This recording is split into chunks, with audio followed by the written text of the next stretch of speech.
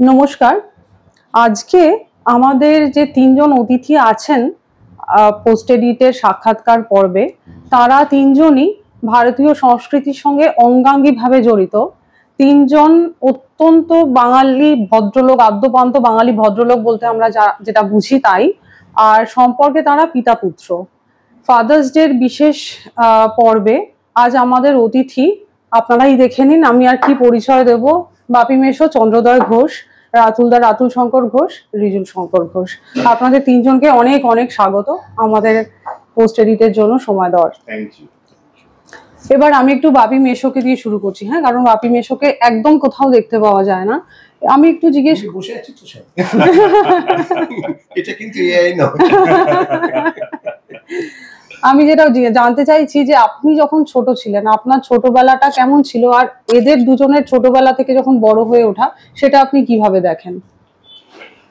আমার ছোটবেলাটা প্রাথমিকভাবে কেটেছে চন্দননগরে, তখনকার চন্দননগর।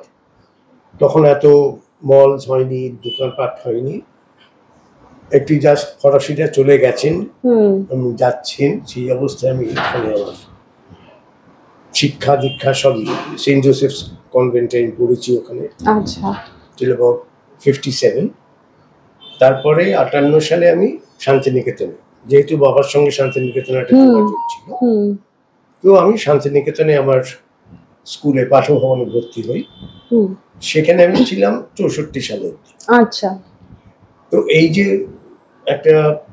একটা জায়গা থেকে আরেকটা জায়গায় যাওয়া, চন্দননগরে যেমন ছিল বেশ ওই কনভেন্টে যেরকম নিয়ম কানুন হয় সেগুলো মেনে ফরাসি সভ্যতার একটা ছাপ ছিল, হ্যাঁ। কিন্তু আমাদের পড়াতে যারা তারা কিন্তু সব আইরিশ মাদার্স। আচ্ছা। মাদার সুপিরিয়র থেকে শুরু করে সবাই। আচ্ছা। কয়েকজন ছিলেন দেখলেই ভয় পেয়ে যেতাম, কারণ তারা কথাটা কম বলতেন, হাতটা বেশি। সুতরাং একটু দূরত্বটা বজায় রেখে চলা। সেই জন্য আমার আরেক বন্ধু ছিল পুলিশ কমিশনারের ছেলে, জহর বলে। আমাদের সবসময় আমরা একটা পেতাম, মাসের শেষে একটা করে আমাদের কার্ড দেওয়া হতো, মানে এক্সেলেন্ট, গুড, ব্যাড ইত্যাদি গোছের। তো আমরা চিরকাল দুজনে টু মাচ টকেটিভ এটা পেতাম। এটা নিয়ে বাড়ি ফিরতে হতো। আর মাও আমার খুব একটা বেশি মুখের পছন্দ করতেন না কিছু বলা, যা হতো সেটা হাতে এবং পিঠে। না, তার সঙ্গে ভালোবাসাটা ততটাই পেয়েছি, স্নেহ ততটা পেয়েছি, কেন মাও হেডমিস্ট্রেস ছিল স্কুলে। তো ওই যে একটা সময় গেল, এরকম একটা নিশ্চিন্তের সময়। পড়াশোনাটা করো, বিকেলবেলা খেলাধুলো আছে, যদি স্কুলে খেলো তো সে ঠিক আছে, আর না হলে যদি চলে আসো। তো আমাদের ওই জিটি রোডের উপরে বাড়ি ছিল। আচ্ছা। সামনে একটা পেট্রোল পাম্প ছিল, তার পাশে একটা বিশাল বড় মাঠ।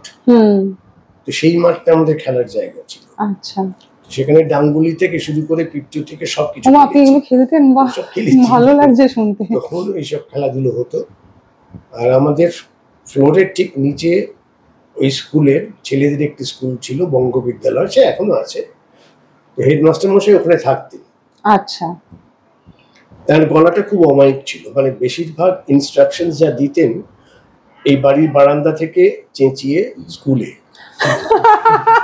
তো সুতরাং একটা অভিজ্ঞতা, মানে তিনি বাড়িতে আছেন এটা জানা থাকলেই আমরা একটু চুপচাপ, মানে বেশি লম্পঝম্প চলবে না।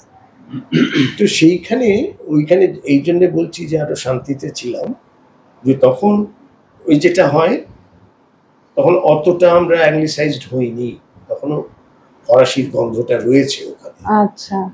আর তখন ওখানকার জমিদার বাবু ছিলেন সত্যবিকাশ বন্দ্যোপাধ্যায়, যার বাড়িতে ওই একটা কোনো বাংলা ছবি মানে শুটিং হয়েছিল। ওনার তখনকার মানে সেই পুরনো জমিদার, তো সেই বাড়ির সঙ্গে আমাদের যোগাযোগ ছিল এই জন্যেই, তার দুই মেয়ে ছিল, শিলাদি আর বুয়াদি আমরা বলতাম। তো বুয়াদি নাচ শিখতেন আর শিলাদি গানটা বাবার কাছে শিখতেন, আর নাচ শিখতেন আমার যার তো দিদি ছিল বনশ্রী, সে এখন সিঙ্গাপুরে থাকে, ওর কাছে। আচ্ছা। সেই সূত্রে আমাদের অনুষ্ঠান ইত্যাদি। তখন ওখানে নিত্যগোপাল স্মৃতি মন্দির বলে একটাই হল ছিল, বেশ বড়। আর ওখানকার নাম করা একজন পণ্ডিত ব্যক্তি ছিলেন হরিহর শেঠ বলে, তাকে সবাই চন্দননগরে এক ডাকে সীমিত। আচ্ছা। তার পাণ্ডিত্যের জন্য এবং তার সোশ্যাল ওয়ার্কের জন্য, মেয়েদের স্কুল করা, হস্টেল করে দেওয়া, হসপিটাল করা, সব হরিহর শেঠ। তো সেই সময়টা একটা অন্যরকম ছিল, কারণ বাবাদের একটা সংস্থা ছিল রবীন্দ্র মানস। তো বাবা তার সম্পাদক ছিলেন, তার সঙ্গে ডক্টর নিয়ার রঞ্জন রায় ছিলেন। আর ওই সময়টায় বাবার মানে যারা কলেজের বন্ধু, প্রেসিডেন্সি কলেজের, তারা এখন দিকপাল, মানে এখন তো তারা প্রয়াতই সব। একজন ছিলেন সুমনের বাবা সুধীন চট্টোপাধ্যায়, তখন অল ইন্ডিয়া রেডিওর ডিরেক্টর ছিলেন। আচ্ছা। আরেকজন অভিনেতা রাধামোহন ভট্টাচার্য, যিনি উদয়ের পথে প্রথম নাম হয়েছিল, তারপর তো আমরা ঝিন্দের বন্দিতেও তাকে অন্যান্য ছবিতে। এরা সবাই প্রেসিডেন্সি কলেজের ব্যাচমেট। তো একটা স্মৃতি আমার এখন মনে আছে, বাবা আমাদের জানিয়েছিলেন যে ওই সময় ওরা যে হস্টেলে থাকতেন সেইখানে সাধারণত মানে বাইরের কেউ এসে ঢুকবে, কথা বলবে, এরকম সাহস ছিল না প্রেসিডেন্সি কলেজে। তখন ইংরেজ প্রিন্সিপাল। তো সেই কলেজে একদিন সুভাষ বোস এসে হাজির। হাজির হচ্ছে যে ঘটনাটা ঘটে। না, তখন উনি বলেন যে আমার এই 3টি ছাত্রকে দরকার।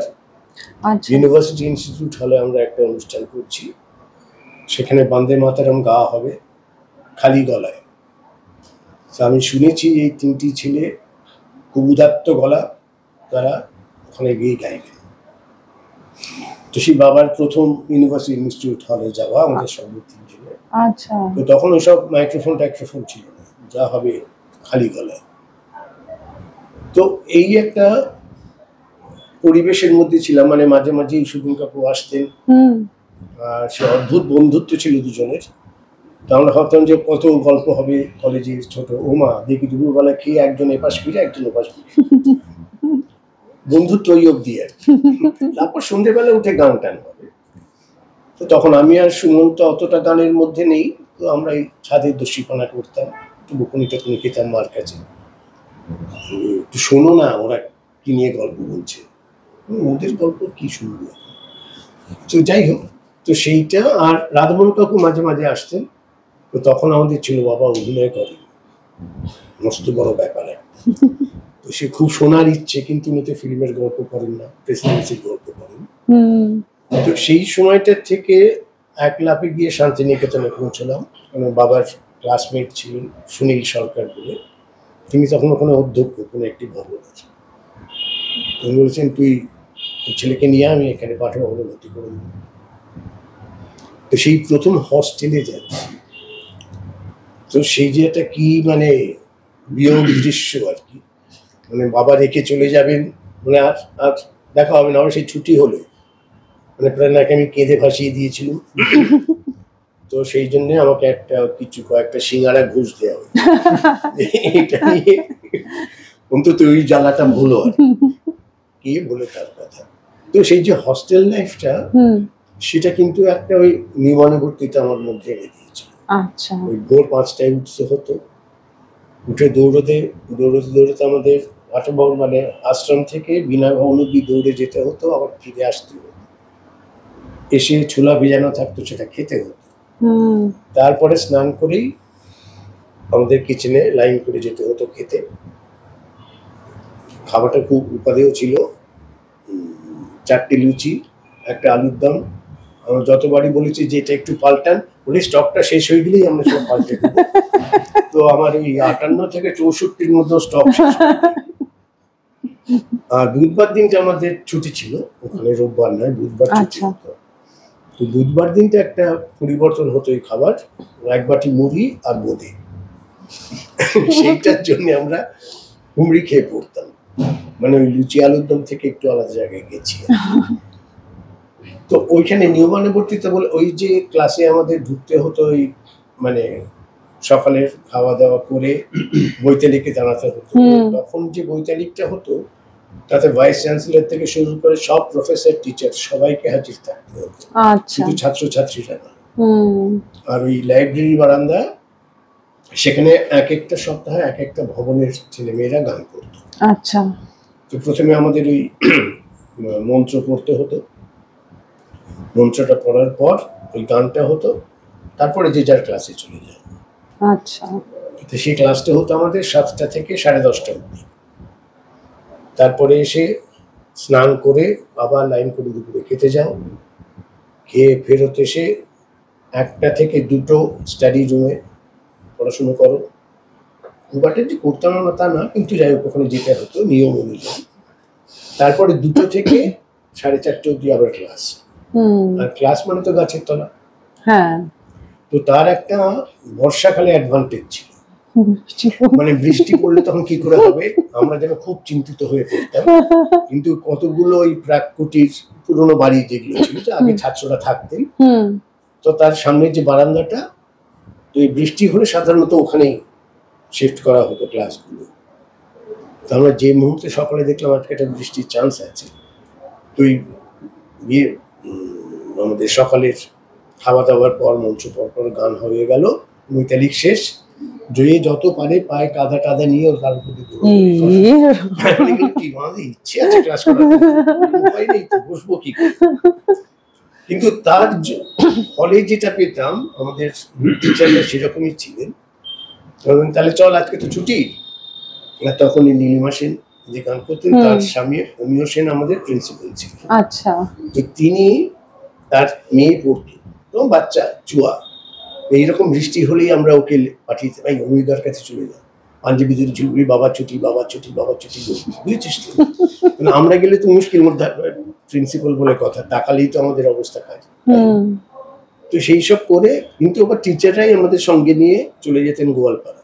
ওই বৃষ্টিতে ভিজতে ভিজতে যাচ্ছে, কিন্তু বৃষ্টির জন্য ছুটি, সেটার জন্য যাচ্ছে। তাতে প্রচুর গান হতো, টিচাররাও গাইতেন, ওই করে অনেক গানও শিখে পেয়েছিলাম আমরা।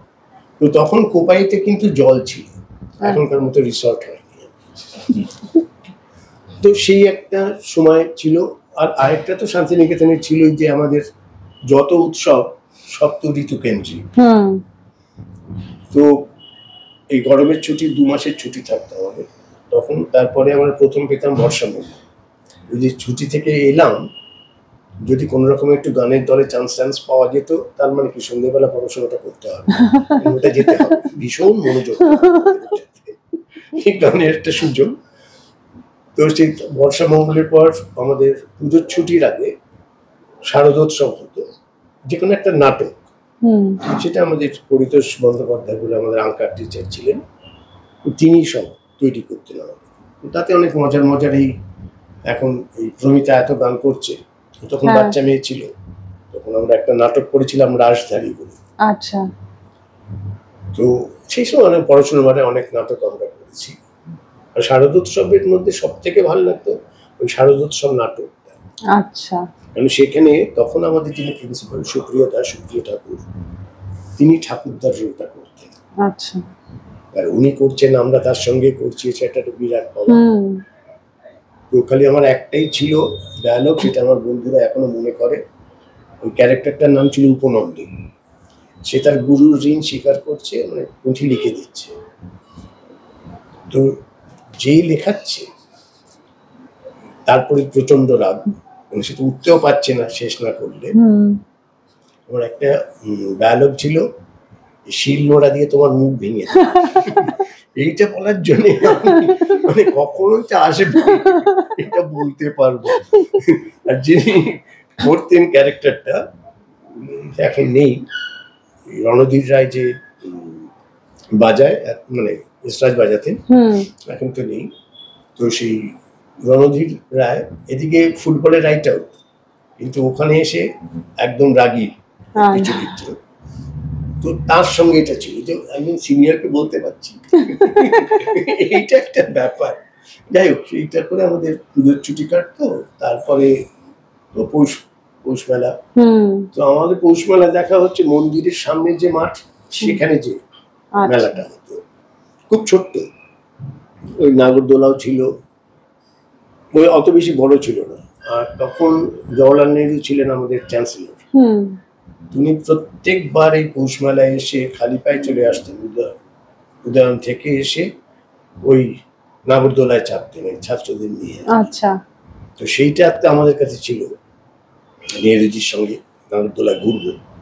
তো আছে তো 4টে জায়গা, কতজন তো যাই হোক, যে কজনের কপালে জুটতে ওটা। তো ওই করে আমাদের পৌষ মেলাটা কাটতো। তারপরে তো পরীক্ষা টরীক্ষা, তখন তো ডিসেম্বরে পরীক্ষা হয়ে যেত সব, জানুয়ারি থেকে নতুন ক্লাস। বসন্ত উৎসব হই হই রই রই করে হতো, সেটা একটা আলাদা অ্যাট্রাকশন ছিল। তখন এত বাইরের লোকের ভিড় ছিল না। কিছু ওই আমরা বলতাম বি কলেজ থেকে এসছি, বুঝেছিস, কারণ তো সব ব্লেজার পরে আসতো, যেটা কোনো পড়ার দরকার নেই। তখন বসন্ত উৎসব তো বেশ গরম, কিন্তু তারা যে মানে ব্লু ইউনিভার্সিটির কলেজে, সেটা বোঝাতে হবে তো। তো সেটা সেজে বুঝে আসতেন, ওই বাইরের বলতে ওরাই। আচ্ছা। এমনকি বোলপুরের লোকেদেরও ঢোকার নিয়ম ছিল না আশ্রমের মধ্যে। একমাত্র কলকাতা থেকে কোনো টিম খেলতে গেলে তখন ওই একটা দিন গেট খোলা হতো, খেলার সময়টুকু, খেলা শেষ সব বাইরে। তো ওই করে সময়টা কেটেছে খুব।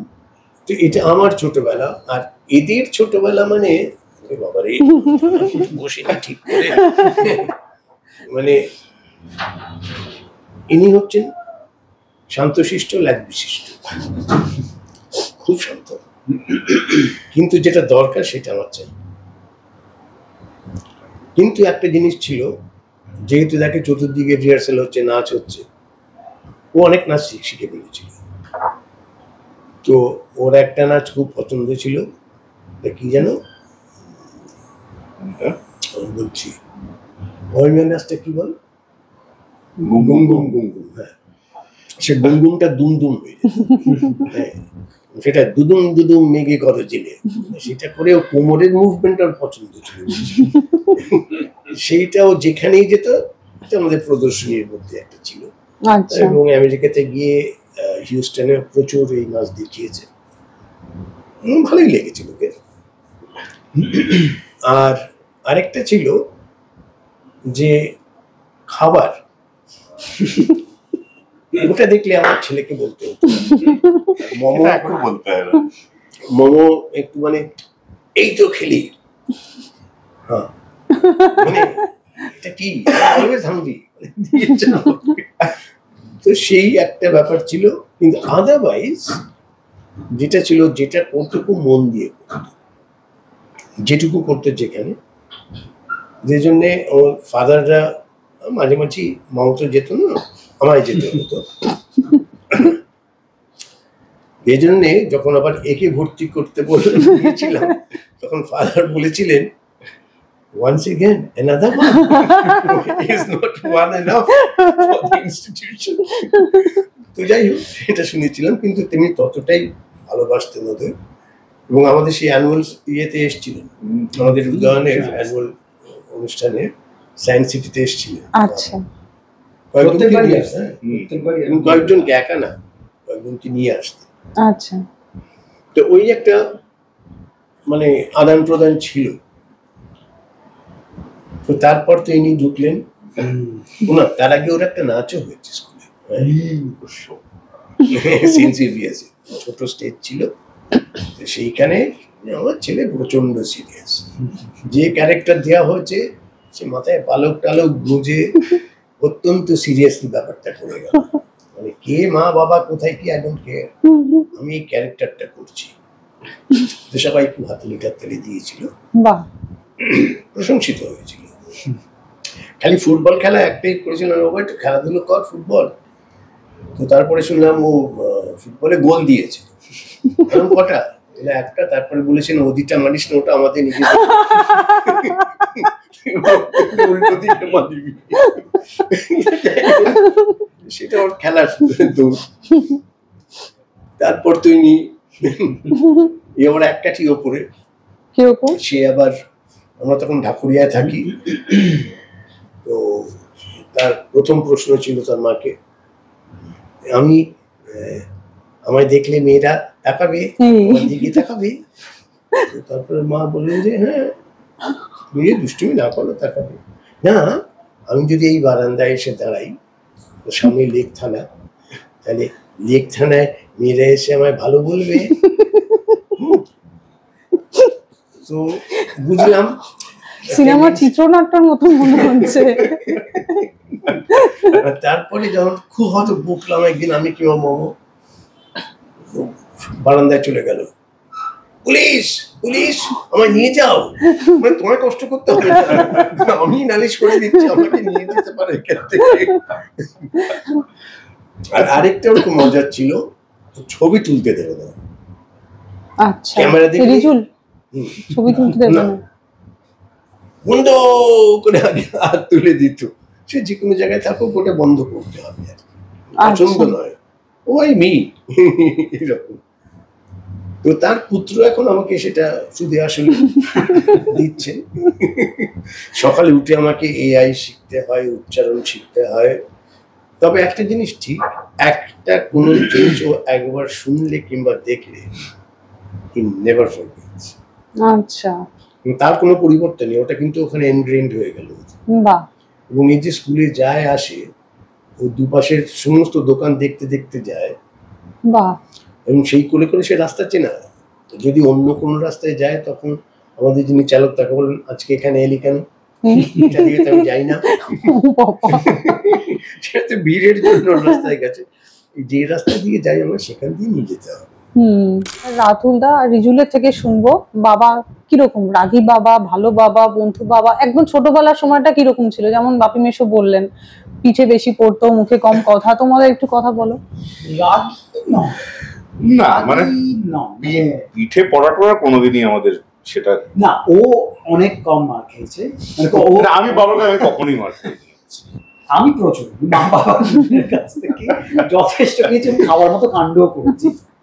ও মানে ওর গল্প শুনলে হচ্ছে ভীষণ স্পয়েল করা, মা বাবাকে স্পয়েল করে দেয়, মানে উল্টোটা না, মানে এতটাই ভালো। আর আমার যা যা কাণ্ড আছে ওটা মার ছাড়া সম্ভব না, আমি খেয়েছি। তবে বাবা কখনো ওরম মানে রাগী নন। না, বাবার রাগ আছে, প্রচন্ডই রাগী, মানে সেটা সময় থেকে আমরাও পেয়েছি, মানে আমারও প্রচন্ড ইয়েটা। বাট ওই একদম মানে যদি এখন এই রাগ হলো 4 seconds ইটস গড, মানে ওরকম ইয়েটা না, কিন্তু রাগ প্রচন্ডই রাগ, কিন্তু সেটা আমাদের উপর খুব একটা কখনো ইয়ে হয়নি। কিন্তু বাবার ওই অলওয়েজ, যেটা ছোটবেলা থেকে দেখে এসেছি, যেটা বাবার ডিসিপ্লিনটা অলওয়েজ, মানে সেটা একদম, এবং যেটা বাবা বললেনই, বাবার সেই আপব্রিঙ্গিংটা ওই স্কুলিং থেকে আর হস্টেল লাইফ আর ইয়ে থেকে করি, বাবার প্রচন্ড সেই ডিসিপ্লিনটা, যেটা বিন্দুমাত্র আমাদের মধ্যে করতে পারে, সেটা একটা ডিসিপ্লিনটা এখনো আছে, হ্যাঁ কমেছে কিন্তু আমাদের মধ্যে সেটা আমাদের খুব চেষ্টা করেও সেটা পারেনি, এটা হ্যাঁ সেটা খুব একটা হয়নি। আর এমনিতে আমরা খুব আসলে আমাদেরও ছোটবেলা থেকে ওই এতই ট্রাভেলিং হতো মা বাবার সাথে সারাক্ষণ। তো মানে আমার মনে হয় আমি 2 বছর বয়স থেকে মা বাবার সঙ্গে ট্রাভেল শুরু করেছি। তারপরে ওর ফার্স্ট জন্মদিনটাই প্রথম বছরটাই বিদেশে হলো। আচ্ছা, তো ওই ছোটবেলা থেকে ওই ট্রাভেলিং আর ওই ওটার মধ্যে দিয়ে কাটতে কাটতেই যে খুব প্রথম হাঁটাটা এখন আমার মনে আছে, অষ্টমীর দিন হঠাৎই হাঁটছি। আর মেলামেশার আমাদের ভীষণ মানে টিপিক্যাল মা বাবার ওরকম নয়, খুবই ফ্রেন্ডলি। এটা অবশ্যই মা বাবার দিক দিয়ে আমরা দুজনেই ওরকম পেয়েছি। তো তাই জন্য ওই বোধহয় ওই ডিস্টেন্সটাও কখনো ছিল না, শেয়ার করা বা এই করা, লুকিয়ে চুরিয়ে কখনো কিছু না। কোনো সময় এরকম হয় যে মা কোনো কথা মাকে বললে আমি জানি হয়ে যাবে, এই কথাটা বাবাকেই বলতে হবে, নাহলে হবে না, বা এটা মাকে বলে মা বাবাকে ঠিক একটু ম্যানেজ করে দেবে, এরকম তোমাদের মধ্যে ইকুয়েশন কার সাথে কখন? আমার কলেজ লাইফে যেটা ছিল, যদি আমার হাত খরচা দরকার হতো, আচ্ছা, সেটা মায়ের কাছে গেলে খুব কঠিন হতো, কারণ মা হিসেবটা চাইতো। আচ্ছা, বাবা সেটা ছিল না। আমার মনে আছে ক্লাস 1-এ তখন 4 টাকার একটা কোন এই পপসিকল পাওয়া যেত। আমি কি কখনো বলেছিলাম 4 টাকা দাম, মা 4 টাকাই দিয়েছিলেন, তো ব্যাস ওই 1 টাকাই শেষ। সেটা হতো 10 টাকা হতো। তো কলেজ লাইফেও সেটা হয়েছে, যখনই দরকার হতো বাবার সোজা ব্যাগ থেকেই, মায়ের কাছে ওই রিস্কটাই অসুবিধা। হ্যাঁ, কিন্তু যেটা বললো সেটা ঠিক, মানে আমাদের ওই মানে বড় হওয়ার পুরো এটার মধ্যেও মানে খুবই মানে সবকিছুই গল্প কথা বলা সবকিছু, কিন্তু তার মধ্যেও একটা ওই অফকোর্স মানে আমি সামহাও আবার ওইটাই খুব একটা করি না যে একটা মানে ইয়ের পরে তখন একদম বন্ধুর মতো। হ্যাঁ সেটা একটা অফকোর্স সেটা বয়সের সাথে করতে করতে একটা ক্লোজনেস একটা তো আসেই, কিন্তু মানে সেই কারণেই বন্ধু বলে একটা জিনিস আলাদা এক্সিস্ট করে, মা বাবা বলে একটা জিনিস আলাদা এক্সিস্ট করে। নয়তো তো হতো একটা বয়সের পরে মা বাবাকে বন্ধু বলে ডাকবো, সেটা তো হয় না। সেই এটা এবং সেটা আমার মনে হয় আমাদের মানে মানে we are so thankful and blessed যে ছোটবেলা থেকে ওই আপব্রিঙ্গিংটা যে মা বাবার কাছে পেয়েছি, যে সত্যি আজকে যেরকম সবসময় আমরা বলি মানে যেদিকে তাকাচ্ছি এই ফ্যামিলির যেদিকে মানে সেটা আমার মা দাদু দিদা ওদিকে দেখি, আজকে বাবা ঠাকুরদা আমার পিসি শি ইজ এন ওবি একদম, তো মানে কোনো দিকেই বিয়ে করার নেই, মানে সব দিকেই এক একটা মানে সাংঘাতিক স্টল হচ্ছে পাহাড়। বাট আমাদের কখনো সেটা ফিল করানো হয়নি ছোটবেলা থেকেই, কখনো সেটা বোঝানো হয়নি, হ্যাঁ ফিলও করানো হয়নি, এবং আমাদের উপর কখনো প্রেশারাইজও করা হয়নি যে তোমাকে এটাই করতে হবে, এটাই হতে হবে, গান বাজনাই করতে হবে, নাচ করতে হবে, কখনোই we were not there. Of course একটা খুব ডিসিপ্লিন একটা স্ট্রিক্টনেস তো ছিলই বড় হওয়ার মধ্যে, যেটা হয়তো ওই সময় আমাদের একদম ভালো লাগতো না, কিন্তু থ্যাঙ্কফুলি সেটা ছিল বলে এখন সেটার ভ্যালুটা বুঝতে পারছি, এবং সেটা পুরোটাই মা বাবার সেই গাইডেন্সটার জন্যই একদম। তোমরা যেহেতু অনেক ছোট বয়স থেকেই মানে বাপি মেশো মামু মাসির জন্য বিভিন্ন ট্যুর করতে যেতে, পড়াশোনার অসুবিধা হতো সেখানে? মানে স্ট্রিক্ট কে থাকতেন যে পড়াশোনাটা তো করতেই হবে? হ্যাঁ আমরা দুজনে পড়াশোনা করেছি, বাবা আমার একটা চিন্তাই ছিল বাবা মা কখনো একটা বেসিক একটা তো কিছু এগোতে হবে, মানে একটা বেসিক তোমার আমার একটা কথা আছে, সেটা হলো আমাদের ফাদার একবার আমরা চাইতে গিয়েছিলাম, বলুন যে তোমাদের সঙ্গে গেলেও যতটা ওর শিক্ষা হবে জ্ঞান হবে এখানে সে ক্লাস করলে সেটা হবে না, সুতরাং সেটা প্রায় 3-3.5 মাসের এক একটা ট্যুর। আমরা বলেছি অফকোর্স মানে you take him with you because he learn much more travelling তোমাদের সাথে সেই জায়গাগুলো সেই করে দেন একটা চাপ দেয়া, ওখানে গিয়ে মানে হোমওয়ার্ক বা এগুলো পড়াশোনা করতে বাবা সুজন প্রায় এক্সেস ব্যাগেজ হতো আমাদের, পড়াশোনা খাতা বই সব যেত। ও আচ্ছা, ওই পড়লা না আমার ফেরার সময় এক্সেস ব্যাগেজ দিতে হতো, কারণ এত গিফট পেতো খেলনা, এত বড় বড় বাক্স নিয়ে। যে সময় যে বয়সে তখন মাদের একটা জাপান ট্যুর হয়েছিল, তখন আমি যেতে পারিনি, আমার স্কুল আর তখন একটা হায়ার ক্লাস বলে ও গেছিল, আর তখন ছোট মানে যা গিফট আর পেটি, হ্যাঁ মানে ভাবতে পারছো না মানে কি এক্সেস ব্যাগেজ সেটা, এবং মানে দ্যাট ইনক্লুডস খেলনার বাজি আর জাপানিজ আর ওখানকার সব বাজি, বুঝতে পারছো মানে কিচ্ছু বাদ নেই, মানে ঘুরে এসেছিল। কিন্তু হ্যাঁ পড়াশোনার বই খাতা যেত খোলাটা, তবে না মা বাবা সবসময় দুজনের মানে যেটা মানে করেছেন, যখনই পরীক্ষা বা এইসব আসতো দুজনেই ছিল যে পাশ করে যাও, ফিলটা না করলে হয়, কিন্তু কন্ডাক্টটা সবচেয়ে ইম্পর্টেন্ট ছিল। যে কন্ডাক্টটা যেন এই আসে, ওখানে যদি বিও আসে তাহলে দুঃখ ছিল, যে একাডেমিক্সে কখনো সেরাম চাপ দেননি, কিন্তু কন্ডাক্টটা ওয়াজ অলওয়েজ, যার জন্য অনেক অঙ্কে তো মানে আমি কবার পাস করেছি আমি জানি না, কিন্তু সব ক্লাসে টিচারের ফেভারিট ছিল, ইভেন দো কখনো বেস্ট স্টুডেন্ট কখনোই ছিলাম না, তো টিচারের ফেভারিট ছিলাম ব্যবহারের, সেটা তো মা বাবার। আর কখনো এরকম হয়েছে কোনো একটা জায়গায় মানে যেহেতু বড় দাদা, বাবা মাকে এটা বলা যাবে না, মানে দাদাই আছে যে আমাকে একদম এই জায়গা থেকে ম্যানেজ করে বের করে নেবে, দাদাকে মানে সেই জায়গা থেকে আমি ভরসা করে বলবো, এটা বাবা মার কানে গেলে আমি শেষ, এরকম কোনো তোমাদের স্কুলে কোনো রকম দুষ্টুমি কিছু করেছো? স্কুল বাসে তখন আমরা একসাথে যেতাম, আচ্ছা সেই সময় ওর একটা অন্য রেল আছে, এটা একদম সবচেয়ে ভালো সিট পাবো, উইন্ডো সিট পাবো, আচ্ছা কেউ গায়ে হাত দিতে পারবে না।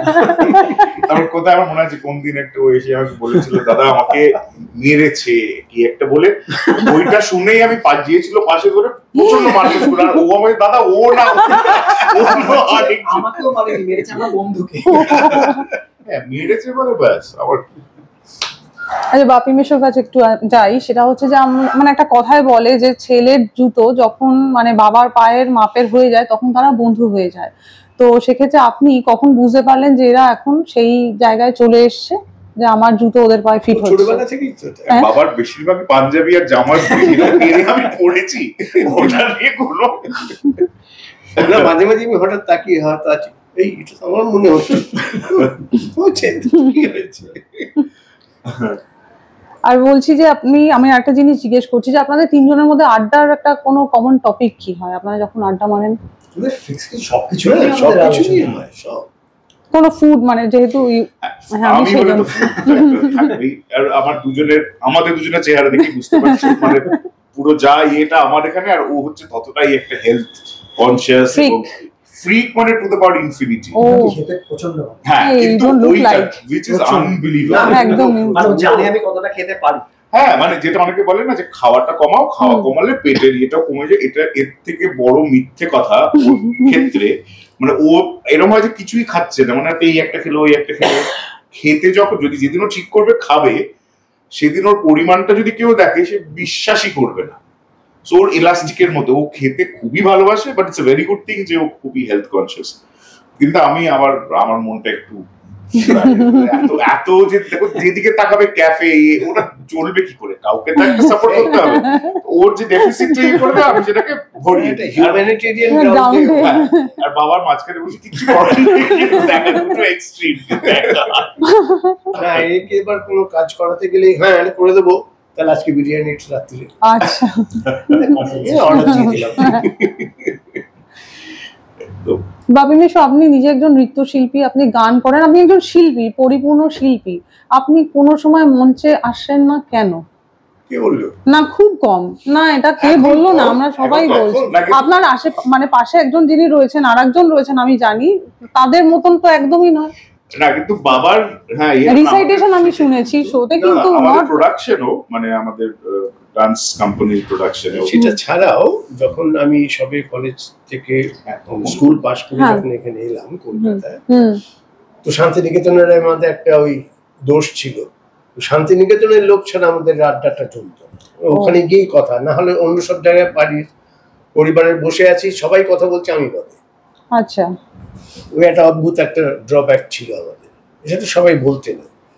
কিন্তু ওই যখন কলকাতায় এলাম এবং সেটা শান্তিনিকেতনে থাকার জন্য এটাই হয়েছে যে এই যে অনুষ্ঠানগুলো হতো ওখানে যেগুলো আমি বললাম, হুম এমন সব মানুষরা আমাদের শেখাতেন হুম করতে, তখন বুঝিনি যে মোহরদি এত বড় একজন শিল্পী, হুম কিংবা সৈয়দ মুস্তাফা আলীকে উনি প্রত্যেক দিনই আমরা দেখতাম বইতে লিখে সে বসে থাকতেন। আমাদের একটাই অ্যাট্রাকশন ছিল, ওর কাছে একটা ঘড়ি ছিল গলায় ঝোলানো, আচ্ছা আমি গেলেই ওটা অনেক রকম বাজনা শোনাতেন, ঘড়ি থেকে বাজনা বাজছে সেটা আমাদের কাছে একটা বিশাল ব্যাপার। হুম কিন্তু উনি যে সৈয়দ মুস্তাফা আলী এত বড় লেখক হ্যাঁ সেইটা কখনো ছিল না, উনি আরেকজন আশ্রবেক এই আর কি। তো সেই রকমই এমন অনেক লোককে, বিশেষ করে শতবার্ষিকীর সময় হুম তখন আমাদের ভাইস চ্যান্সেলর ছিলেন সত্যেন ঘোষ, ওরে বাবা। একদম আলাফোলা মানুষ। একদিন ওই সেন্ট্রালিতে গেটে ঢুকবেন, ওখানে তো তখন দিল্লি সব লোক ঢুকেরা আছে, ওখানে নেহরুজি এসছেন সব হুম এসছেন, হুম হুম তো উনি দাঁড়িয়ে আছেন, বলছে আপনার কার্ড? তো কার্ড কিসের কার্ড? বললেন আপনি তো ভেতরে যাবেন। বলে হ্যাঁ কার্ড তো আনি। তখন আরেকজন আমাদের মানে ওই প্রমিতার বাবা তখন ছিলেন আমাদের ওখানে, রঞ্জিত দা, বলুন তোমরা কাকে আটকাচ্ছ? উনি ভাইস চ্যান্সেলর। ও তাই স্যার, তখন সেলুট করতে শুরু করেছে। কিন্তু ওর ওই রকমই আর কি, হুম ওই রকম আলাভোলা ছিলেন। এবং আরো যাদের মানে সেখানে তখন আমার মনে, এখন সেদিন মনে পড়ছিল যে হঠাৎ সেন্টেনারিতে বিরজু মহারাজ এরা সবাই এসেছিল। ওরে বাবা। তো আমার দায়িত্ব পড়েছিল স্কুলের ছেলে হিসেবে যে একজন এরকম কত্থক নৃত্যশিল্পী এসছেন, তো ওর কিন্তু নাচের আগে না পায়ের আঙুলের ফাঁকে ফাঁকে পাউডার লাগিয়ে দিতে হয়, এটা আচ্ছা তুমি করবে। কি কত্থক নাচে কি নাচে, ভালোই নাচে নিশ্চয়ই, তবে পায়ের মধ্যে সুড়সুড়ি দিয়ে পাউডার লাগাবো, কিন্তু যাই হোক হুকুম সেটা লাগাতে হয়েছিল। তখন বুঝিনি উনি কোন হ্যাঁ জাতির সত্যি। শিল্পী আর কি। আর এমন কেউ ছিলেন না, আমার এখনো মনে আছে দেবব্রত বিশ্বাস এসেছিলেন, তো সব তখন আমাদের অটোগ্রাফ নেওয়ার, তো সেই দেখলাম প্রথম নিজের নামটা লোকে পাশে লেখে, উনি ওপর থেকে নিচে লিখতেন দেবব্রতটা আচ্ছা কন্টিনিউয়াস, ওপর থেকে এরকম ওপর করে, থেকে নিচে। আচ্ছা সেই করতে করতে তখন আমারও ওইরকম লেখা অভ্যেস হয়ে গেছে। তো এদের যখন সামনে থেকে দেখছি শিল্পী খুব ভালো, কলকাতা থেকে এসছে, কত বড় শিল্পী সে তো জানি না। আর এমন কোনো শিল্পীকে আমরা দেখিনি ওখানে যারা শতবার্ষিকীতে শান্তিনিকেতনে আসে। আর ওই সময় একটা পরিবর্তন এসেছিল আমাদের আশ্রমে। ওখানে তো প্রচন্ড গরম, মে মাসটায় বিশেষ করে। তো আমাদের ওখানে অত জলের ব্যবস্থা ছিল না। সেই প্রথম সমস্ত আশ্রম জুড়ে ওই টিউবওয়েল বসানো শুরু হলো। আচ্ছা, যাতে যারা অতিথিরা আসবেন তাদের অসুবিধা না হয়। এটা যেমন একটা পজিটিভ, আরেকটা হলো সব বেড়া উঠতে শুরু করলো, যেটা আগে ছিল না। আচ্ছা, কিচেন থেকে সঙ্গীত ভবনের দিকে যাওয়া, মেয়েদের হস্টেলের দিকে যাওয়া, সেখানে বেড়া হলো। তো আমরা তখন অচলায়তন করেছি সব। ও পণ্ডিত তো তখন, ওই দেখ আমরা অচলায়তনে এসে গেলাম। তো ওই আর কি, মানে এদের এত সামনে থেকে এত কাছ থেকে পেয়েছি, তখন মূল্যটা বুঝিনি। শৈলজাদের মূল্য, বাবা রে, এটা রিহার্সাল আমি চলেই যাই। তো আর এই শৈলজার সঙ্গে সবসময় একটা দূরত্ব বজায় রাখতাম, কেন ওর মার মানে তো এসরাজের ছড়, তো ওই হিসেব করে বসতে হতো, যেখানে বেসুরো সেখানে মানে এমন সব শক্ত শক্ত গান শেখাতেন, অধরা মাধুরী। আমি তো মানে ব্যাপারটাই বুঝতে সময় লাগছে অনেক, কিন্তু জানি 4 বার গাইয়েছেন। আর তার ছাত্র ছিলেন অশোক তরুদা। তো অশোক তরুদা গান একটা সন্ধ্যে ধরা মানে ওই সন্ধ্যে 6টায় শুরু হলো, রাত 8:30 অব্দি একটা গানই চলবে, অন্য কোনো গান আর হবে না সেদিন। এবং শেষে তিনি শৈলজদা শুনবেন, তখনই আমাদের একটু পিছিয়ে যেতে হতো, অশোক তরুদার সময় একটু এগিয়ে যেত কাছে। যেই দেখলাম যে শৈলজদা এসে বসলেন, আর তখন ওখানে থাকতেন আমি ক্ষিতিমোহন সেনের ছেলে ক্ষীণেন্দ্র মোহন সেন, উনি সব সর্বসর্বা ছিলেন আশ্রমিক সঙ্গে। তো যে মুহূর্তে উনি এসে বসলেন, আমরা সবাই একমাত্র গীতাদি ছাড়া গীতা ঘটক, তিনি সাহস করে সামনে বসতেন। একবার বলেছিলেন গীতাদিকে, গীতাদি একটা কোন গানে করছেন, বোয়াল মাছের মতো হা করো। গীতাটা গাইতেন, গীতাদি গাইতে গাইতেন মুখটা তুলে দিতেন। আমাদের সঙ্গে গীতাদিকে বকছেন, মানে উনি কত বড় লোক, গীতা ঘটককে বকতে পারেন। তো ওই সময় কিন্তু আশ্রমিক সঙ্গে যারা ছিলেন, এই গীতবিতানের গীতা সেন ছিলেন, প্রমোদা করতেন মায়ের খেলা, আমার দিদি বনানী ও করতো, অশোক তরুদা করতেন, শ্যামলদা করতেন, শ্যামল মুখার্জি বলে একজন গাইয়ে, সব আশ্রমের ছাত্র। তো ওই যে একটা একাত্মতা ছিল তখন, মানে এদের সঙ্গে যাচ্ছি বেড়াচ্ছি, অনেক জায়গায় শো করছি, বম্বে, আহমেদাবাদ, দিল্লি, কোথায় না গেছি, ইন্দোরে। তো এদের সঙ্গে থাকা পরে আমি যখন বিয়ের পর মামাকে বললাম, জানো আমাদের সঙ্গে বেলাদি যায়, বেলা ভট্টাচার্য গানের টিচার, একটা ভীষণ রাগী।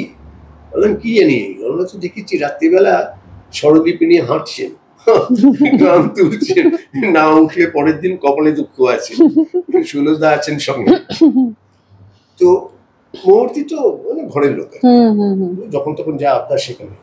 হ্যাঁ, মানে বাবা ওই সময় তো আশ্রমিক সংঘ এগুলোতে করতেন, তারপরে এই প্রোডাকশন জারিয়ে সবই। কিন্তু আমার যেটা ওই বাবার মানে কি শুধু যে এই এটা বাবা ভার্সিটি ব্লু, যাদবপুর ইউনিভার্সিটিরও হকি, ওই খেলা একটা মনে পড়লো কি বললি বলে, তখন অদ্ভুত ছিল, আমরা তো ইস্টার্ন জোনের টিম যাদবপুর, কিন্তু ইন্ডিয়ান হকি ফেডারেশনের যেটা ছিল আমরা নর্দার্ন জোন। কি করে কে করেছিল ভগবান জানে। তো যাই হোক, তখন আমাদের গিয়ে খেলতে হতো, তো আমরা বেনারস হিন্দু ইউনিভার্সিটিতে গেছি। আর আমাদের তখন ক্যাপ্টেন ছিলেন উৎপল গাঙ্গুলি, বড় কর্পোরেট অফিসার ছিলেন, রিটায়ার করে গেছেন। তো মাঠে সকালবেলা রিহার্সাল মানে প্র্যাকটিস করতে নেমেছি, দেখি টাঙানো কতগুলো ব্লেজার, ইন্ডিয়া লেখা। মুড়ি বাবু, ইন্ডিয়ার প্লেয়ার এখানে, তাদের সঙ্গে কি খেলবো? কিছুক্ষণ পরে দেখি ইনামুর রহমান, তখনকার সব থেকে বড় লেফট উইঙ্গার, তার ভাই আনিসুর রহমান, এরা সবাই খেলছে। তারপরে ক্যালকাটা ইউনিভার্সিটির টিম এলো, এই লিয়েন্ডার পেজের বাবা, উনি তখন তাদের ক্যাপ্টেন। আচ্ছা, আমি সব কাদের সঙ্গে আমাদের নামিয়ে দিয়েছে, মেষ শাবক আমরা তো দাঁড় করিয়ে করে। কিন্তু অদ্ভুত ছিল, আমাদের টিম স্পিরিটটা এত ভালো ছিল, আর উপলদাই সেটা করেছিল যে আমরা কিন্তু সবগুলো গেম হারিনি যাদবপুর, যে জন্য পরে যখন আমরা ফিরলাম এখানে, তখন আমাদের এখানে ভাইস চ্যান্সেলর ছিলেন গোপাল সেন মেকানিক্যালের, যিনি পরে আবার খুন হলেন নকশালদের সময়। উনি আমাদের আলাদা করে ডেকে নিয়ে পুরো টিমকে ক্যান্টিনে উনি আমাদের খাওয়াচ্ছেন, আমাদের বিশ্বাসই করতে পারছি না, বাবারে উনি এসে ক্যান্টিনে বসেছেন আমাদের সঙ্গে, না তোমরা এত বড় সম্মান নিয়ে এসেছো, ইউ ডিজার্ভ ইট। আবার উল্টোটাও হতো যাদবপুরে, হেমগুহ ছিলেন আমাদের ইলেকট্রিক্যালের হেড অফ দি ডিপার্টমেন্ট, তো কোনো একটা বার খেলা করেছিল বোধহয় রোববার রাত্রিরে, মানে সন্ধ্যের দিকে খেলা, তো ট্রেন ধরে তো যদি রাত্রিরেও উঠি এখানে আস্তে আস্তে তো বেলা 11টা-12টা হবে, রিজার্ভেশন নেই। কিন্তু পরের দিন হেমগুহর ক্লাস আছে 11টা 40-এ, কোনো ক্ষমা নেই, পাদানিতে বসে এসছি পুরো টিম, হেমগুহর ক্লাস। ওরে বাবা, কে যাবে ওই বাঘের সামনে দাঁড়াতে, খেলতে গেছি না।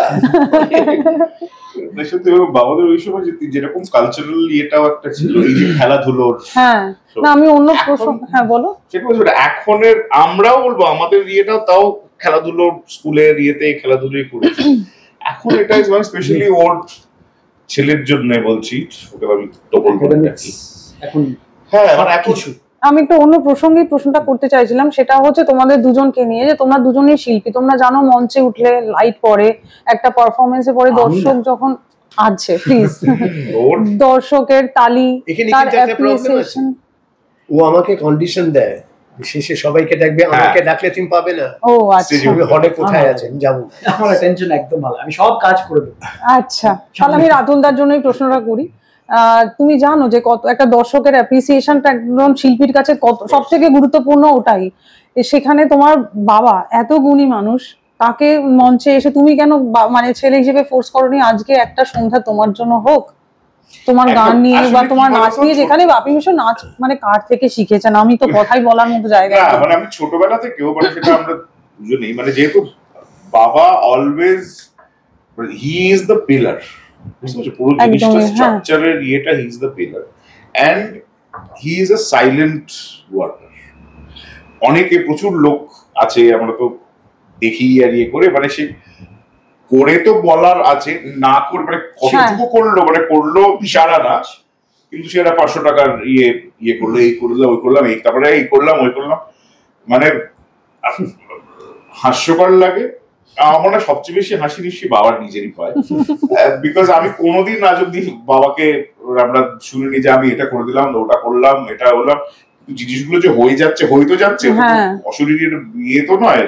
সো একটা মানুষ কিছু করছে এবং সেটা বাবাই করছে, and he has always been doing that. He has always been very silent, strong silent pillar, যেটা না থাকলে আমার মনে হয় না আজকে এত বছরের এই যে ইনস্টিটিউশন আর এই যে ডান্স কোম্পানি এবং মার এই মা ফোরফ্রন্টের থেকে মা যেটা করতে পারছেন, that is only because বাবা was there. একদম মা নিজেই বলে। হ্যাঁ, এবং ওটা কিন্তু একটা প্রি কন্ডিশন ছিল বিয়ের। আচ্ছা, কেন ওর বাবাও বলেছিলেন তাই, তুই খেতে পাস না পাস, নাচ ছাড়বি না, আর খ্যাতি কিংবা টাকার পেছনে দৌড়বি না, তুই যত দৌড়বি তারা তত দূরে চলে যাবে। একটা মিশন নিয়ে কাজ করো, সেইটাতেই নজর রাখো, তোমার যেটা প্রাপ্য তুমি ঠিক সময় মতো পাবে। সেটা সেরকম ভাবে বাবা has always been doing that. আর কি হয় মানে ওই পুরো যে শো এর ইয়েতে আজকে যেটা বাবা সবসময় বলেন এবং সবাই ইয়ে করে, এই যে আমাদের শো গুলো হয় পুরো সঞ্চালনা বাবা, তুমি শোটা থেকে ওই সঞ্চালনাটাকে বাদ দিয়ে দাও, the entire thing is going to crash. বুঝতে পেরেছো? সো মানে ওই অ্যানাউন্সমেন্ট ওই সেগুলো আমরা জানি, মঞ্চে লাইটের এক্স্যাক্টলি, এবং তারপরে পারফর্মার যেগুলো, যে অনেকগুলো মেজর আমাদের ডান্স ড্রামার প্রোডাকশন আছে, যেটা বাবা মানে এখন অফকোর্স বয়সের ইয়ের জন্য একটা তো ইয়ে থাকবেই, মানে এখন যদি পুলি লাপি ঝাপি ইয়ে করো সেটা আমরাই, বাট যখন যে সময় করে এসেছি ছোটবেলা থেকে তো দেখে এসেছি, সো সেটাই মানে হিজ প্রেজেন্স, এই সাইলেন্ট প্রেজেন্স একটা হয় না, সো সেটা ইজ হিউজ, মানে সেটা কেউ ওটা নিয়ে কিছু বলার নেই। আমার মনে পড়লো আমার যখন ক্রেবসে কাজ করি, তো আমাদের ইলেকট্রিক্যালের যিনি হেড অফ ডিপার্টমেন্ট ছিলেন টিসি দে, তরুণ দে, তো সারাদিন তোর সঙ্গে বসে ওই লোড ব্যালেন্স করছি, হ্যান করছি, ত্যান করছি, এই ফ্যাক্টরি সেই ফ্যাক্টরি। তো কপাল গুনে উনি যে আসবেন শোতে সে তো আমি জানি না। তো আমার তো সেদিন শো আছে একাডেমিতে, আমি কোন রকমের শো মানে কাজ শেষ করে আমায় দূর হতে হবে, মানে থিয়েটার রোড থেকে একাডেমিতে পৌঁছতে হবে, এসে মেকআপ করতে হবে, তারপর স্টেজে যেতে হবে। তো গেছি, তাসের দেশ হবে সেদিন। গিয়ে আমি রাজপুত্র হতাম, আর এই পূর্ণিমা দিন আছেন, পূর্ণিমা ঘোষ, তার বর মিহিরতা ছিলেন সদাগর পুত্র। আচ্ছা, সে আবার ভীষণ পারফেকশন ব্যাপার। তো কেন উনি আবার গোবিন্দন কুট্টির ছাত্র, আচ্ছা, কথাকালি। তো শো হচ্ছে, শেষে হঠাৎ দেখি মিস্টার দে ফার্স্ট রোতে বসে আসলো, কি লিঙ্কারি করেছে। পরের দিন অফিসে গিয়ে ঢুকলাম, মানে সবাই শুনুন, এখানে সারাদিন বসে এই কোন লোড কোথায় যাবে এইসব করলো, ওমা তারপরে গিয়ে কেন করে নাস্তা শুরু করে দিয়েছে।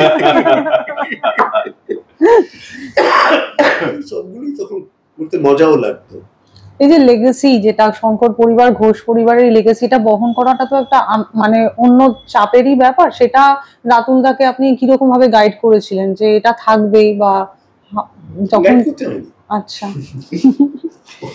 না অফ কোর্স গাইড সেটা না, না ব্যক্তি জীবনে পেশা জীবনে দুটোতেই তো দরকার না, মাথা ঘুরে যাওয়ার তো প্রভূত সম্ভাবনা। হ্যাঁ, কিন্তু সেটাই মানে বাবার দিক থেকে, মামার বাড়ির দিক থেকে, দুদিক থেকে আমি বলছি। ওটাকে প্রেশার ভাবলেই মুশকিল। সেই কারেক্ট, ওইটা শিল্পী হতে গেলে এই জিনিসগুলো দরকার, বাহ্যিকটা দরকার নেই।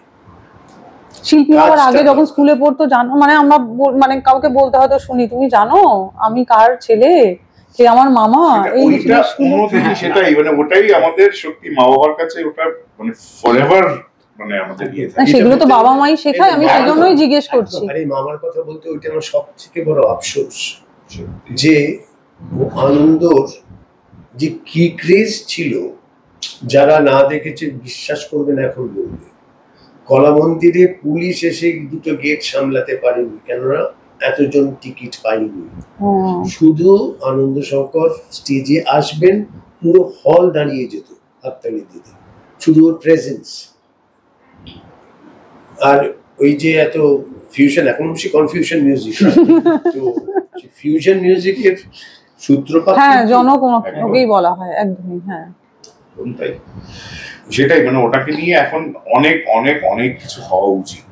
আজকে ওই যে রাস্তাটা দেখিয়েছে, একদম জন্য দাদার জন্য কিছু করা হলো না, একদম এত বড় একজন শিল্পী, একদমই তাই। আর এত অল্প বয়সে ওনার চলে যাওয়া, অনেক কিছু ওনার দেওয়ার মানে সময় ছিল, অনেক কিছু। জানিস রবীন্দ্র সদনে তখন সামনে একটা স্টেজ, একটা পোর্শন নেমে যেত নিচে, অর্কেস্ট্রা পিটের মতো। আচ্ছা, দাদার প্রথম যখন পারফরমেন্স হয় রবীন্দ্র সদনে, ও সেতারটা নিয়ে মাঝখানে বসেছিল, ওই বাজাতে বাজাতে ওখান থেকে উঠে এসেছিল। ও বিশাল চমক ছিল তখন। ওরা দেখতেছি যে আরো সব মিউজিশিয়ানসরা আছে, তারা বাজাচ্ছে, ওরা ভাবছে টিউনিং হচ্ছে, আসলে ওটা শুরু হচ্ছে। আচ্ছা, ভাবলে কেমন লাগছে না? সেই মানে এই জিনিসগুলো দেখলো না, সেটাই আমার সব থেকে আফসোস। আর কি ক্রেজ, ওরে বাপরে বাপরে বাপ। আপনি রাতুলদার পারফরমেন্সকে ইভ্যালুয়েট করেন কখনো? বিশেষ করে সুরগুলো তো করি, আমি তখন ভাবি এইসব সুরের মাথায় এলো কোথা থেকে, আমি তো এক লাইনে সুর দিতে পারি। বাবার গান, হ্যাঁ কোনটা ছেড়ে কোনটা তুমি, আমি সেটাই, বাবার গান শুনলেও পাগল হয়ে যাবে, এবং মানে একদম প্রফেশনালি গাওয়ার, সেই জন্যই তো আমার প্রশ্নটা ছিল, যে শেখার এটা তো আছেই, হ্যাঁ, প্লাস আমাদের প্রোডাকশনেও মেজরিটি ইয়েতে বাবার গাওয়া, এবং বাবার গান, বাবা পিয়ানো, আমাদের তাহলে প্রশ্ন টিচাররা করলে তো শেষ নেই, পিয়ানো কোত্থেকে শিখলেন এরকম, যেটা আমাদের আমার মনে আছে বিদেশে, আমার এখনো বিয়েটা মনে আছে মেইনলি 92-এ, তখন আমি যখন ক্লাস 5-এ পড়ি, ও তখন 1 বছর, তখন আমরা লিওন বলে একটা ইয়েতে বলো লিওনবার্গ লিওনবার্গ, হ্যাঁ হ্যাঁ স্টুটগার্ট। সুটগার্ট থেকে একটু দূরে। হ্যাঁ ওখানে আমরা ইয়েতে ছিলাম একজনের ইয়েতে বাড়িতে, তো ওখানে একটা পিয়ানো ইয়ে ছিল, আর ওই সন্ধ্যেবেলা মাঝে মধ্যেই বাজাতে হতো, বাবা কি করে পিয়ানোটা বাজান। সেটাই মানে ওই আর একটা ওই জেনেটিক জিন একটা ইয়ে তো থাকেই, সেটা তো আসি। তো সেখান থেকে যা আমরা আজকে যেটুকু যতটুকু যা করতে পারছি সেটা এন্টায়ার থিং তো ক্রেডিট গোজ মা বাবা। একদমই। আর আমি যেটা বাজাতাম কিন্তু অন্যের সুর বাজাচ্ছি, তখন সেপ্টেম্বর ছিল, হ্যাঁ হ্যাঁ ওইটাকে তোলা তো নিজের, হ্যাঁ তারপরে ডক্টর জিভাগো দেখেছি, সেই গানটা তোলা নিজের সুর না, ওর যেমন নিজের সুর, আমার সেটাই বেশি অবাক করে যে একটা অরিজিনালিটি আছে, শুনে কিন্তু নকল মনে হবে না, মানে এটা তো শুনেছি কোথাও একটা, সেটা হয় না। The main credit goes there. একদমই। এবং যেটা আজকাল প্রচুর গান হয়, অনেকেই গান করেন, সব গান কি মনে থাকে? থাকে না, কিন্তু সুরগুলো আমার মনে থাকে, এবং তখন ভাবি যে মজা এলো কোথা থেকে। একদমই তাই। ওই আর কি। রাতুল দা, রিজুল, তোমাদের দুজনকে একটু জিজ্ঞেস করি, সেটা হচ্ছে যে ব্যক্তি জীবনে এবং পেশা জীবনে আমাদের তো সবাইকেই কখনো না কখনো সেটব্যাক, একটা ডিপ্রেশন আমাদের ঘিরে ধরেই। সেই সময় আমরা একদম নিজের যিনি মা বাবা তার কাছে আমরা যাই, মানে সব থেকে কাছের যিনি, যে নিজের মানুষ। তোমরা সেক্ষেত্রে বাবা মার কাছে কি অ্যাডভাইসটা পাও? কারণ এই মুহূর্তে আমরা যে সমাজে যে জায়গায় দাঁড়িয়ে রয়েছি, ভীষণ হতাশা, ভীষণ একটা পিছিয়ে যাচ্ছে যেন মনে হচ্ছে, খুবই হতাশাজনক ব্যাপার। সেক্ষেত্রে তোমরা যদি একটু বলো, এবং বাপি মেশো যদি আমাদের একটু বলেন যে এখনকার ইউথ তাদের তোমাদের ভীষণই, হ্যাঁ খুবই তোমরা কি উপদেশ পেয়েছিলে বা কিভাবে মানে বাবাকে আমরা একটা সময় বড় হয়ে পাটা পেয়ে গেছি, আমরা খুবই ফরচুনেট ছিলাম। এখন যে বোম্বার্ডমেন্ট অফ ইনফরমেশন আর মানে কি বলবো, মানে বেকার ইনফরমেশন, সেইটা কখনো তো ফেস করতে হয়নি। কারণ খুব আশাদিদি ভীষণ ডিসিপ্লিনড আর রেস্ট্রিক্টেড ভাবে বড় হয়েছি, কিন্তু সেটা এখন খুব কাজে দিচ্ছে। এগুলোর থেকে একটা অদ্ভুত শিল এখন যেটা এদের কাছে নেই।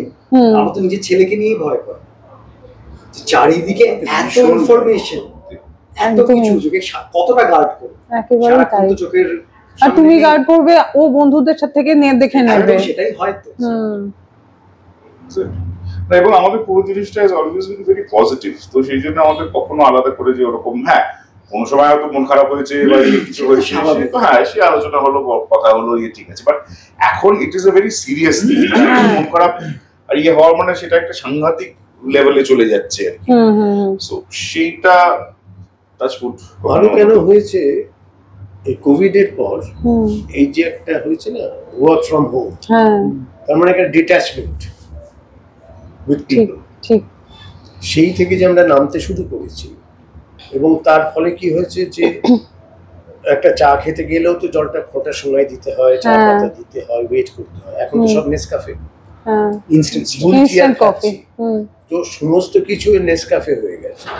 নাচ গান পেইন্টিং যাই হোক না কেন, সব হচ্ছে মানে সকালে শিখবো বিকেলে শেখাবো, ওই শেখার মধ্যে তো কিছু রইল না। একদমই তাই। আগেকার দিনে যেমন আমার কাকা, তো ভীষণ ভালো চুল ছিল, দারুণ হ্যান্ডসাম ছিলেন, তো আলাউদ্দিন খাঁ সাহেব বুঝেছিলেন যেহেতু রাস্তায় বেরোবে এখন, এটা আমায় দেখুক, আমি সেতার বাজাই। প্রথম দিনই যেটা করলেন, তুমি নেড়া,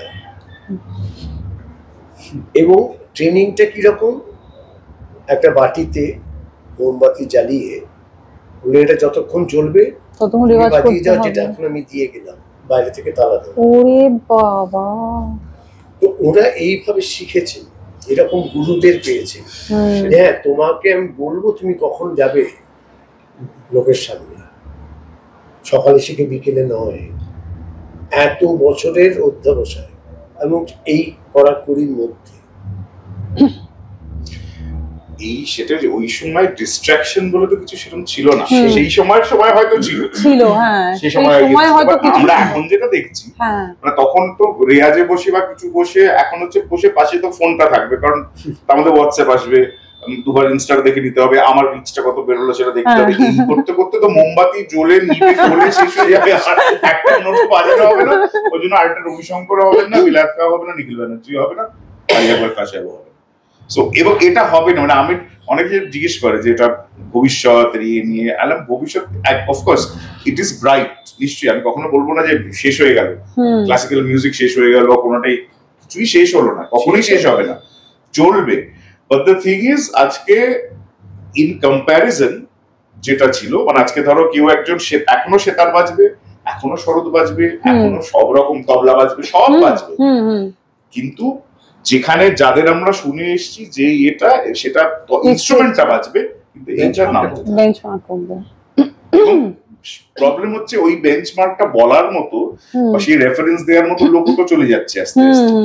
সো এখন আমি যাকে দেখছি সে আমার কাছে বেঞ্চমার্ক হয়ে যাচ্ছে, তাই না? এখন অনেকে আছেন যাদের বাজনার ইয়ের থেকে সাজানো আর ইয়েটা এত অনেক বেশি, এবং দুঃখের বিষয় হচ্ছে সেটা লোকে অ্যাকসেপ্ট করছে, because we do not know basically, তাই না? আমাদের ওই বেঞ্চমার্কটা আমাদের সেট করা, তো আমাদের কাছে এটাই মনে হচ্ছে দিস ইজ ইট। তো এখন যে নতুন কোন একটা ইনস্ট্রুমেন্ট, আমি মিউজিক নিয়েই বলছি, যে কোনো ইনস্ট্রুমেন্ট বাজাতে শিখছে বা ইয়ে করছে, আগে হলে তার ইয়েটা হতো আমি রবিশঙ্কর হবো, বা আমি আলী আকবর খান সাহেবের মতো, বা আমি নিখিল ব্যানার্জি, হ্যাঁ এই this would be my, this is where I look, তাহলে আমি এখানে যাব।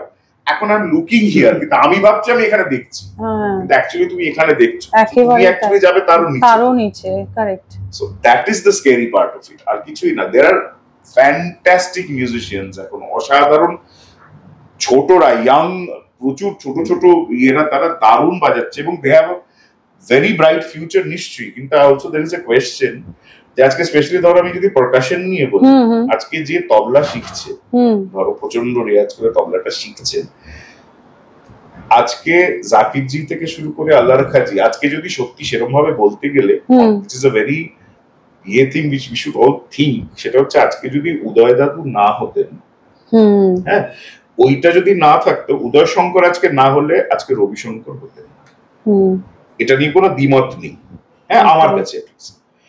সেইটা যদি না হতো, তুমি এবার একটা ইন্ডিয়ান ক্লাসিক্যাল মিউজিকের একটা ইয়ে ভাবো, আল্লাহ রাখাজি রবি দাদুর সাথে, রবি দাদু আল্লাহ রাখাজিকে নিয়ে সারা পৃথিবী ঘুরলেন, আল্লাহ রাখাজি একদিকে গেল, হরিজি হরিপ্রসাদ চৌরাসিয়া, শিব কুমার শর্মা, রবিশঙ্কর, আল্লাহ রাখাজি থেকে জাকির জি, তৌফিক জি, তুমি এবার লিনিয়েজ, তুমি পুরো ট্রিটা দেখো, উপরে ওই একটা লোক উদয় শঙ্কর।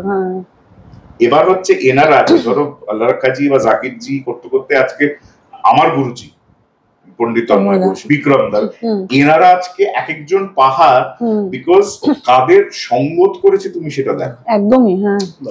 এখন যে তবলাটা শিখছে সে শিখে কাকে সঙ্গত, সে একটা রবিশঙ্কর, আলী আকবর, রমজাদ আলী খান, বিলাত খান পাবে না, কি হবে তার, হোয়াট ইজ দ্য ফিউচার, সেটাও একটা চিন্তার বিষয়।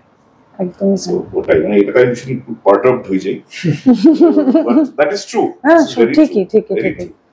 একদম শেষ প্রশ্নে চলে এসেছি, রিজুলকে দিয়ে শেষ করবো। সেটা হচ্ছে তুমি এখন সন্তানের বাবা, তোমাকে পিতৃত্ব, নিজের বাবাকে বাবা হিসেবে দেখা, সেটা কতটা বদলেছে? মানে বাবা যখন একরকম আর তুমি নিজে এখন সন্তানের বাবা, তোমাকে কতটা বদলেছে পিতৃত্ব? এখন বাবাকে তুমি কি আগে যেরকম ভাবে বাবা এরকম করে, এখন কি মনে হয় না বাবা বোধহয় ঠিকই, আমি এখন এটা তো মানে কি বলবো, এই সাইকেলটা তো হয়ে এসছে এবং এটা হবেই, যতক্ষণ না সেটার মধ্যে দিয়ে যাবো। এখন প্রত্যেক পদে তো বুঝতে পারছি নিজে যে আবদারগুলো করেছি এন্ড পাইনি, এখন সেগুলো যে জ্বালিয়েছি, যেগুলো যেটার জন্য খেয়েছি, এখন সেগুলো বুঝতে পারছি।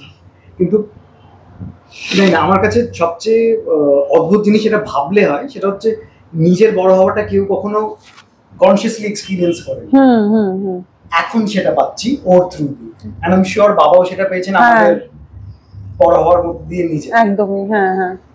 বাস এই চেষ্টা করছি যে জিনিসগুলো শিখেছি সেই জিনিসগুলোকে যত কম বয়স থেকে ইনজেক্ট করা যায় ওর মধ্যে। বাপি মিশু, এমন কোন একটা জিনিস আছে যেটা আপনি রিজুল বা রাতুলদার থেকে শেখেন, যেটা আপনি জানতেন না, আপনি ওদের থেকে শিখেছেন? কিছু নেই। হ্যাঁ আছে, এত বিরিয়ানি একসঙ্গে কতটা খাওয়া উচিত নয় এটা পাইনি। কিন্তু একটা জিনিস ঠিক, যখন যে কাজটা করে, যেমন রাতুল এখন আমাদের অনুষ্ঠানে আলোটা করে, আচ্ছা যতগুলো জায়গায় রাতুল করেছে, মানে অন্য কেউ করেনি, প্রত্যেকে এসে আলাদা করে কিন্তু আলুর উল্লেখ করে গেছে। সেটা বাবাকে এটা আমরা দেখিনি আর। মা বাবা এই একটা গর্বের জায়গা। আর এ হচ্ছে ও যেটা ঠিক করবে, যেমন এই এখন ওর মাথায় ঢুকেছে বডি বিল্ডিং করতে হবে, কিন্তু তার মানে মাসল ফোলানো না। ওয়েট লিফট করে, আমি দেখে মাঝে মাঝে ভাবি যে কেলেঙ্কারি কি রে এগুলো কি, এই তো আজকে এত কেজি হয়েছে, পরে এখন আরেকটা অ্যাড করবে, ওইটা ওই দিকে।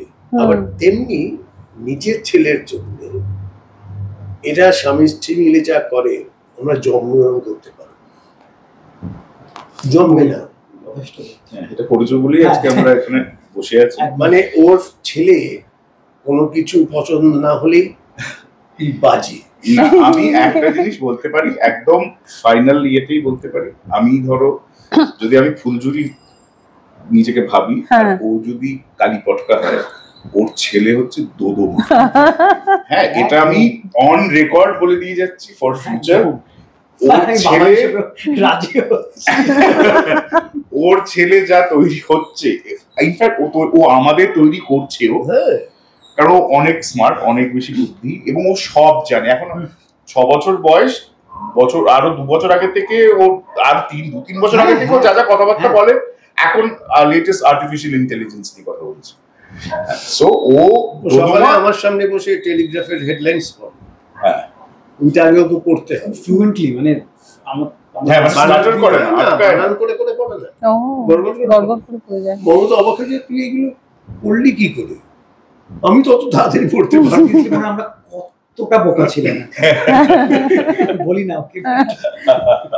Is very intelligent, no doubt. আর ওইটাই মানে ওর ওই গ্রাস্প করার ক্ষমতাটা খুব বেশি, ভীষণ বেশি। So one has to be very careful. কি বলা যাবে? ওই একবার ওর কারো বয়স্ক, মানে তোমার থেকে বয়সে বেশি, ও তো খাবে, তোমার থেকে বড় খাবেন, এইটা শিক্ষা। Very good, very good. এবং সে সবকিছু কামস ডাউন ফ্রম একদমই তাই। মা বাবা। হ্যাঁ, 100 বার তাই। সেই কারণেই আজকে আমাদের এই বিশেষ পর্বটা ফাদার্স ডে উপলক্ষে। তো আপনারা দেখতেই পেলেন, যাদের সাথে আমি বসে এতক্ষণ কথা বললাম, মানে আমার নিজেকে হাইফেনও না, তার থেকেও ছোট কিছু মনে হচ্ছিল, কিন্তু এদের সাথে কথা বলতে বলতে কথা আরো বলতে ইচ্ছা করছে, কিন্তু আমাদের একটা বাধা ধরার সময় আছে, সেই জন্য আজকে এই পর্যন্তই থাক। আমরা আরেকবার নিশ্চয়ই একদিন সময় পাবো, এবং আবার আমরা আরো অনেক বেশি সময় ধরে আড্ডা মারবো। আর আমাদের পোস্ট এডিটের পরিবারের তরফ থেকে স্পেশালি বাপি মেশোকে অনেক অনেক ধন্যবাদ। রিজুল একে তো পাওয়াই যায় না, রাতুলদাকে তাও পাওয়া গেছে, রাতুলদার সঙ্গে সম্প্রতি একটা ছবি নিয়েও কাজ হয়েছে আমার। অনেক অনেক ধন্যবাদ, নমস্কার।